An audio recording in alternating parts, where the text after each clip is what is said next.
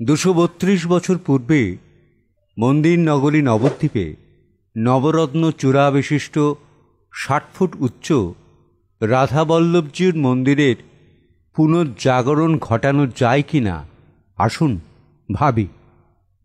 1828 খ্রিস্টাব্দে সমাচার দর্পণ ও রেভালংয়ের বিবরণ হতে জানা যায় 1199 বঙ্গাব্দে পয়লা অগ্রহায়ণ তারিখে জমিদার দেওয়ান গঙ্গা গোবিন্দ সিংহ নবদ্বীপের উত্তর পাড় রামচন্দ্রপুরে 60 ফুট উচ্চতার সুউচ্চ একটি মন্দির নির্মাণ করে সেখানে গোবিন্দজি, গোপীনাথ, শ্রীকৃষ্ণ ও মদন গোপালের মূর্তি প্রতিষ্ঠা করেন।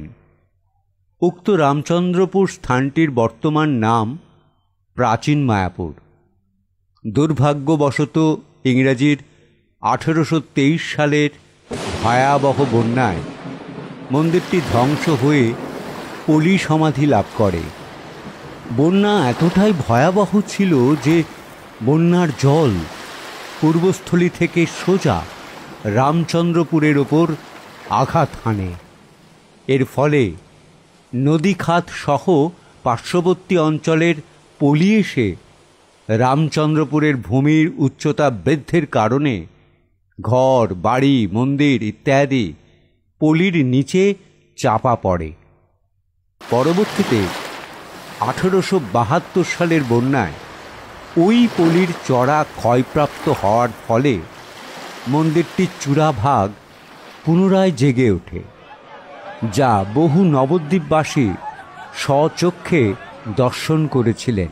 মন্দিরের চিত্রটি কলিকাতার ভিক্টোরিয়া মেমোরিয়াল হলের 28 নম্বর কক্ষে সংরক্ষিত রয়েছে, যা view of the large pagoda of Nadia নামে পরিচিত।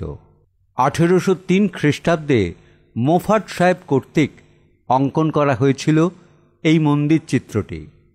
বর্তমানে ওই স্থান নবদ্বীপের বায়ুকোণের অর্ধকোষ দূরে অবস্থিত। উন্নত যন্ত্রাংশের দ্বারা চেষ্টা করলেই উক্ত মন্দিরটি পুনরুদ্ধার করা সম্ভব হবে।